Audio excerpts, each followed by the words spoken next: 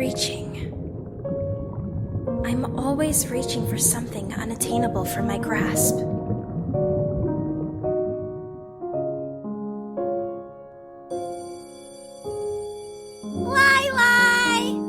Hey, Lili!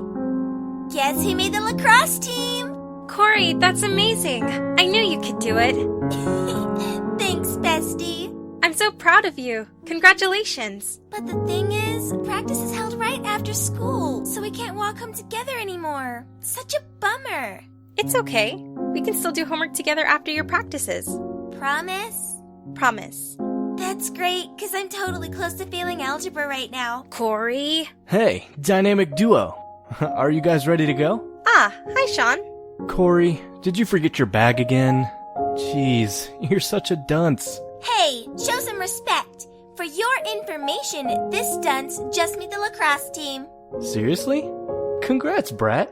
Keep it up and you might be good enough for the high school team. I am good enough. Don't look down on us just because we're middle schoolers, Sean.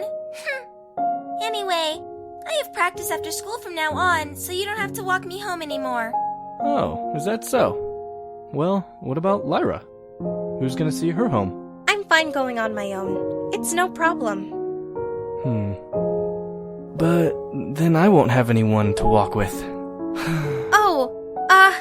I'm okay with walking together too. Okay, that's a relief. Prior to that day, I've never spent time around Sean unless I was with Corey.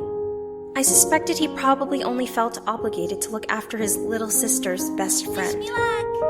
But like any friendship or relationship, everything starts off as a tiny sprout, or so my granny says. If you neglect or smother it, it will eventually wither. But when nurtured and cared for properly,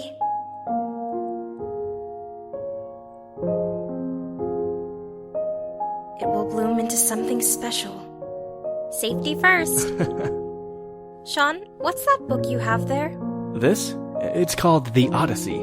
Apparently it was written forever ago. I had to read it for an assignment, but it was more interesting than I thought.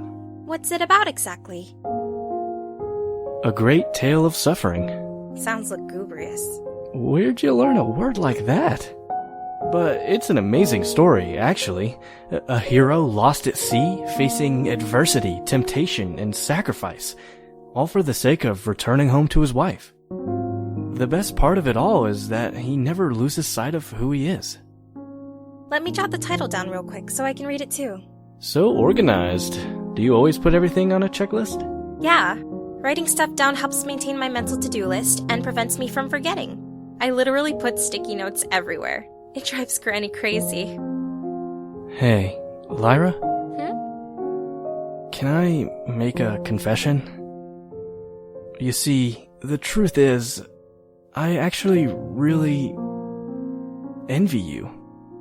You're really grown up for your age, you know? I'm older than you, and yet you probably have a better rein on life than I do. My mom puts a lot of responsibility on me since I'm the oldest, especially since Dad is hardly ever around either. I'm gonna have a little brother soon. Mom's due in about a month from now, so she'll really need my help around the house. Though, sometimes I wish I had more freedom to do what I want. Like how Corey has lacrosse, I guess. I never really had the chance to indulge in those kind of things for myself. But then again, maybe I'm just being immature.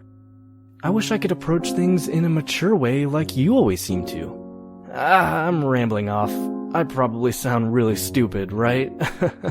No, I don't think it's stupid at all. If that's how you feel, it's important, isn't it? Sean, the only family I have is my grandmother. She's a really strong woman, and I've never been responsible over anyone but myself. You, on the other hand, choose to sacrifice your time for your family and those you care about. You're not just the hero of your own story, but for other people's stories as well. Including mine. That's so you, Lyra. As expected, you always know just what to say. Thanks, Lyra. I think it was somewhere around that time. I realized an eternal spring had blossomed into my heart. But despite what Sean had told me, I'll admit that I did something very childish that very same day. When I came back home to the shop, I noticed a single flower had strayed from its batch, left to wilt on the floor. He loves me. He loves me not. He loves me. He loves me not. He loves me. I was so caught up in my daydreaming, I hadn't realized I destroyed something that should not have been tampered with. Something that was fine as it was. Something special. Because, little did I know, that those silly childish fantasies of mine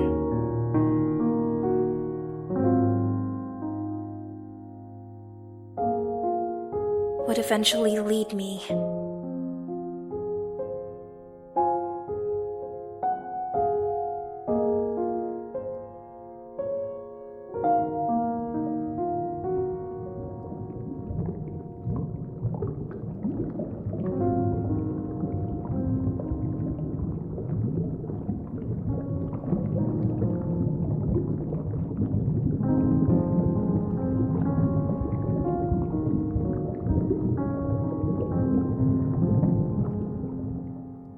to the end of everything I thought I knew.